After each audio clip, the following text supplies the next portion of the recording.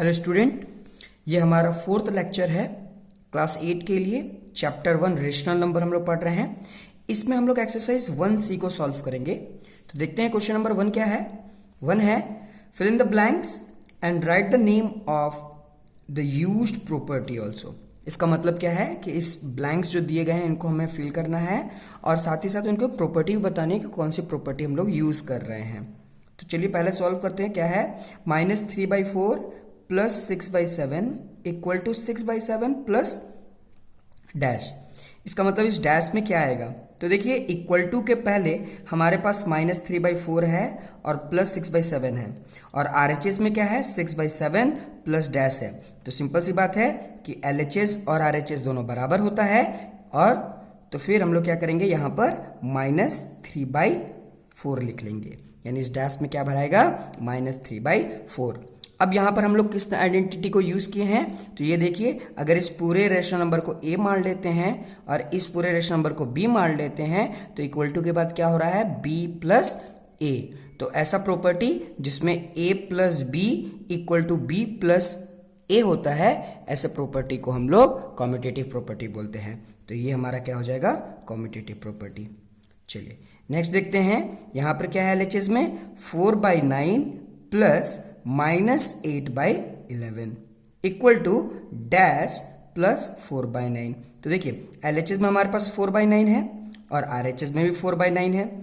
LHS में -8/11 है तो यहाँ पर RHS में क्या हो जाएगा हमारे पास -8/11। LHS RHS दोनों बराबर हो गया। अब ये क्या है, अगर मैं इसको A/B मान लूँ और इसको C/D, यहाँ पर भी क्या हो जा रहा है C/D और A/B। इसका मतलब क्या है, ये भी कौन सा प्रॉपर्टी है, ये भी हमारा कॉम्यूटेटिव प्रॉपर्टी है। चलिए तीसरा देखते हैं। 3/4 प्लस 4/7 को ब्रैकेट में लिखा गया है प्लस -6/7 इक्वल टू 3/4 प्लस और ब्रैकेट में डैश है। तो LHS में 3/4 है, RHS में भी 3/4 है।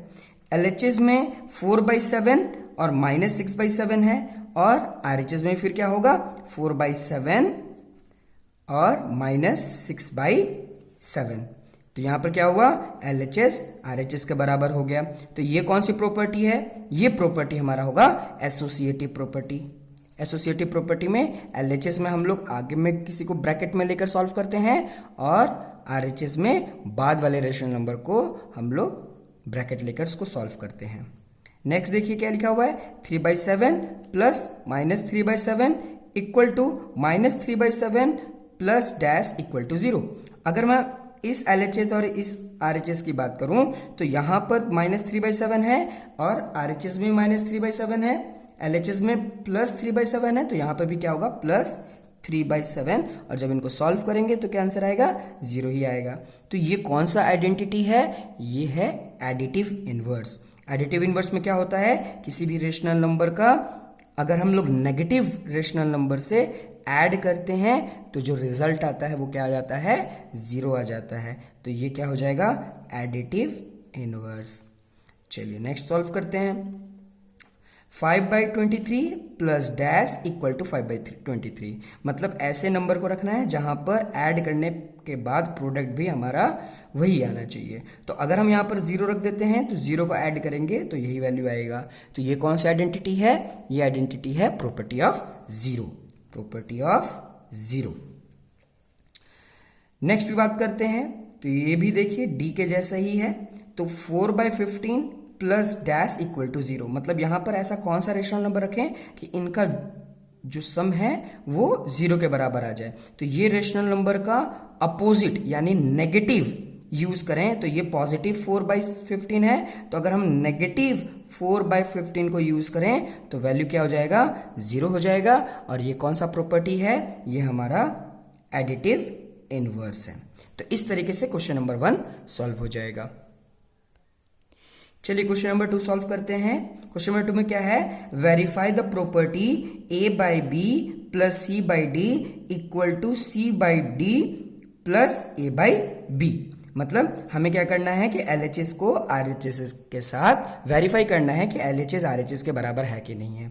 तो चलिए पहला क्वेश्चन सॉल्व करते हैं। तो किस तरीके से ये क्वेश्चन सॉल्व करेंगे, ये देखिए हमारे पास पहला है 6/13 एंड -5/26, ठीक है।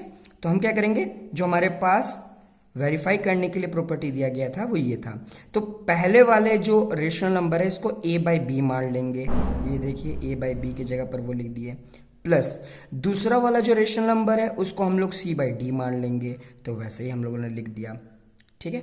अब क्या करेंगे, अब हम लोग एक प्रॉपर्टी यूज करते हैं, कम्यूटेटिव प्रॉपर्टी, जिसमें हम लोग को बताया था कि a + b = b + a, तो वैसे ही हम उल्टा करके रख दिए। अब इनको सॉल्व करते हैं, तो LHS को अलग सॉल्व करेंगे, RHS को अलग सॉल्व करेंगे, लेकिन यहाँ पर डिनोमिनेटर देखिए सेम नहीं है, यहाँ 13 है और यहाँ 26 है। तो पहले इन दोनों का एलसीएम लेंगे, तो 13 और 26 का एलसीएम कितना आ जाएगा, 26, ठीक है। तो अब क्या करेंगे, इन दोनों की जगह पर लिख देंगे 26। अब जनरली जो एलसीएम लेकर सॉल्व करते हैं वही कर रहे हैं। 13 के टेबल में 26 कितने बार पे आता है, तो 13 के टेबल में 26 2 बार में आता है, तो यहां पर 2 लिख देंगे। 2 इंटू के बाद ये 13 के ऊपर जो वैल्यू है जो न्यूमरेटर में है यानी 6, उसको इसके साथ मल्टीप्लाई कर देंगे, ये प्लस का प्लस साइन। 26 का टेबल कितने टाइम्स 26 आता है, तो 1 टाइम्स, तो 1 इंटू और 26 के ऊपर में न्यूमरेटर में जो नंबर है उसको यहाँ प्लॉट कर लेंगे, तो न्यूमरेटर में क्या है -5, तो यहाँ -5 रख लिए। सिमिलरली यहाँ पे भी वही काम करेंगे, ये देखिए इन दोनों का एलसीएम लिए तो आएगा 26 का टेबल 1 टाइम्स में 26 आता है, इंटू ऊपर वाले को लिख दिए प्लस का प्लस। 13 का टेबल कितनी बार में 26 आता है, 2 बार में, इंटू जो न्यूमरेटर में है उसको लिख दिए। अब हम लोग LHS में सॉल्व करते हैं, तो 26 का 26 लिख दिए नीचे में डिनोमिनेटर में, न्यूमरेटर में काम करते हैं 2 × 6 = 12, प्लस का प्लस 1 × -5 जब इसको सॉल्व करेंगे तो प्लस माइनस क्या होता है, प्लस माइनस होगा माइनस, यानी 12 - 5। यहाँ पे भी सॉल्व करते हैं तो डिनोमिनेटर में 26 लिख दिए, 1 को -5 से इंटू करेंगे तो आ जाएगा -5 प्लस 2 × 6 = 12, प्लस माइनस क्या होता है, माइनस होता है, तो इन दोनों को क्या करेंगे, हम माइनस करेंगे। तो अगर हम 5 को 12 से माइनस करें तो क्या आ जाएगा, 7/26, और यहाँ पे भी देखिए 12 को माइनस करेंगे 5 से तो क्या आ जाएगा, 7/6। तो LHS और RHS दोनों क्या हो गया, सेम हो गया, यानी ये वेरीफाई हो गया। इस तरीके से क्वेश्चन नंबर 2 को हम लोग सॉल्व कर सकते हैं। बचा हुआ जितना भी क्वेश्चन है वो आप खुद से कोशिश कीजिए, और जो डाउट होगा वो कमेंट बॉक्स में पूछिएगा। चलिए क्वेश्चन नंबर 3 सॉल्व करते हैं। क्वेश्चन नंबर 3 एकदम क्वेश्चन नंबर 2 के जैसा है। यहाँ पर 2 रेशनल नंबर के प्रॉपर्टी को यूज करके सॉल्व किया गया है, LHS RHS को इक्वल किया गया है। यहाँ पर हम लोग 3 रेशनल नंबर को लेकर उनकी प्रॉपर्टी को सॉल्व करेंगे। तो हम लोग क्वेश्चन नंबर 2 में कम्यूटेटिव प्रॉपर्टी को सॉल्व करके वेरीफाई करके सीखे। अब हम लोग क्वेश्चन नंबर 3 में एसोसिएटिव जो प्रॉपर्टी है उसको वेरीफाई करना सीखेंगे। तो चलिए स्टार्ट करते हैं। तो क्वेश्चन नंबर 3 में हम लोग का जो पहला पार्ट है वो, इसमें 3 रेशनल नंबर है। पहला जो रेशनल नंबर है वो क्या है, 6/17, दूसरा है 5/17 और तीसरा है -7/17। और हमारे पास जो एसोसिएटिव आइडेंटिटी है वो हम यहाँ पर रख लिए।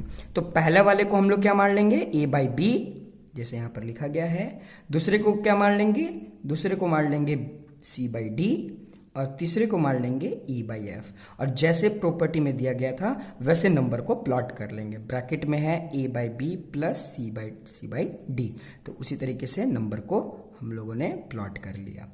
प्लॉट करने के बाद क्या करना है, ये ब्रैकेट वाले ऑपरेशंस पहले करने, क्योंकि हम लोग बोर्ड मास मेथड को यूज करते हैं। तो डिनोमिनेटर दोनों का सेम है, तो इन दोनों डिनोमिनेटर की जगह पर 1/17 लिख देंगे। अब जब डिनोमिनेटर सेम होता है तो न्यूमरेटर वाले जो वैल्यू होते हैं उन दोनों को बस जो भी सिंपल ऑपरेशन होते हैं उसको हम लोग सॉल्व करते हैं। तो 6 + 5, तो 6 + 5 क्या हो जाएगा, 11। तो यहाँ पर देखिए 11/17 है, और -7/17 वैसे ही LHS में आता जा रहा है।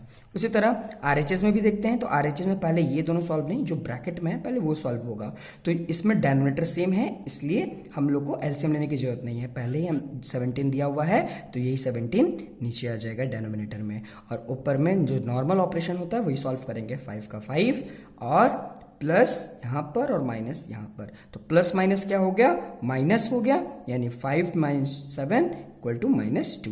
ठीक है, अब क्या करेंगे, एलएचएस में देखिए, एलएचएस में किस तरीके सॉल्व किए, फिर अब देखिए जब यहाँ पर सॉल्व करके हम लोग 11/17 प्लस और ये ब्रैकेट में -7/17 है। यहाँ पे भी दोनों का डिनोमिनेटर सेम है, दोनों का डिनोमिनेटर सेम है तो नीचे 17 लिख देंगे, 11 का यहाँ पर 11 लिख दिए, प्लस का प्लस लिख दिए, -7 का -7 लिख दिए। प्लस माइनस क्या होता है, माइनस होता है, तो 11 - 7 कितना आ गया, 4/17। अगर आरएचएस में आइए तो आरएचएस में हम लोग यहाँ सॉल्व कर लिए थे। अब यहाँ तक देखिए 17 यहाँ पे भी डिनोमिनेटर में है, यहाँ पे भी 17 डिनोमिनेटर में, हम लोग 17 डिनोमिनेटर में लिख लिए, 6 और प्लस माइनस क्या होता है, माइनस, और ये 2 ऐसे आ गया, 6 में से 2 चला जाएगा, कितना बचेगा, 4/17। तो एलएचएस में भी 4/17 आ गया, आरएचएस में भी 4/17 आ गया। ऐसे एलएचएस और आरएचएस क्या हो गया, वेरीफाइड हो गया। इसी तरह के क्वेश्चंस को और आप सॉल्व कीजिए और कोशिश कीजिए कि आप ये क्वेश्चन अटेम्प्ट करें, जरूर आप अटेम्प्ट करोगे तो ये क्वेश्चन बन जाएगा। चलिए क्वेश्चन नंबर 4 सॉल्व करते हैं। क्वेश्चन नंबर 4 में क्या है, find the additive inverse of each of the following, मतलब हम लोग को एडिटिव इनवर्स निकालना है इसमें। तो चलिए देखते हैं किस तरीके से सॉल्व होगा।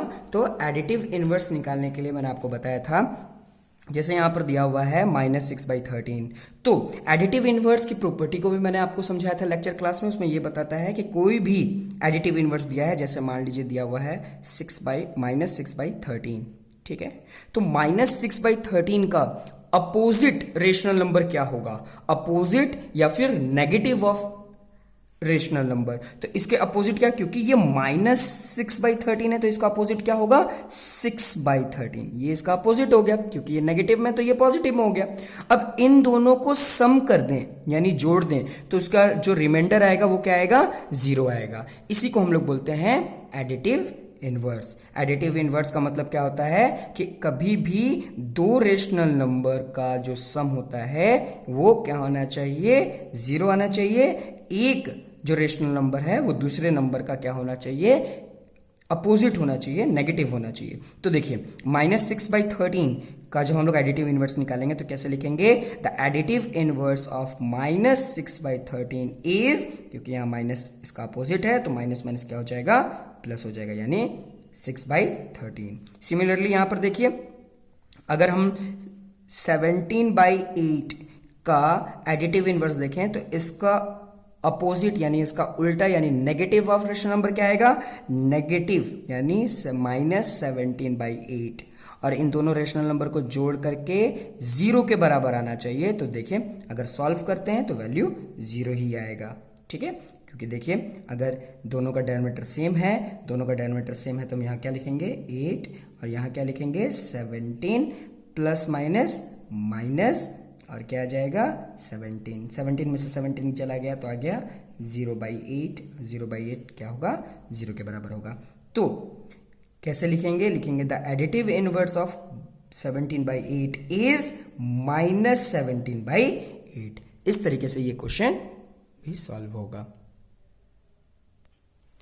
चलिए क्वेश्चन नंबर 5 सॉल्व करते हैं। क्वेश्चन नंबर 5 में क्या है, फाइंड द सम, मतलब हमारे पास दो रेशनल नंबर हैं, इन दोनों ही रेशनल नंबर का क्या निकालना है, सम निकालना है। तो कैसे ये क्वेश्चन बनेगा, देखिए ये क्वेश्चन इस तरीके से बनेगा, -4/23 प्लस 6/23। दोनों का डिनोमिनेटर सेम है, तो दोनों का जब डिनोमिनेटर सेम है तो हम लोग इन दोनों में से किसी एक डिनोमिनेटर को नीचे लिख लेंगे। अब यहां पर -4 है तो यहां पर -4 लिख देंगे, प्लस का प्लस और यहां 6 का 6। अब क्या करेंगे, ये डिनोमिनेटर में जो 23 है तो उसको वैसे ही उतार देंगे। अब यहां पर देखिए -4 प्लस 6, तो माइनस प्लस क्या होता है, रूल के आधार पर होता है माइनस, यानी इन दोनों को माइनस करें, 6 और 4 को माइनस करेंगे तो आएगा 2, लेकिन पॉजिटिव का साइन यानी +6 है, यानी 6 का साइन बड़ा है, इसलिए यहां पर +2/3 आएगा। इस तरीके से क्वेश्चन सॉल्व होगा। इसी का एफ बिट देखते हैं, इसमें 3 है, इसके ए वाले में 2 रेशनल नंबर था, इसमें 3 रेशनल नंबर है। इसमें कैसे सॉल्व करेंगे, इसमें भी वही है, तीनों का जो डिनोमिनेटर है वो देखिए सेम है, तो तीनों के डिनोमिनेटर जब सेम है तो हम तीनों में से किसी एक डिनोमिनेटर को ले लेंगे। अब -5 का यहाँ -5 लिख लेंगे, प्लस का प्लस, 3 का 3, प्लस का प्लस और 7 का 7। अब नॉर्मल ये ऑपरेशन जो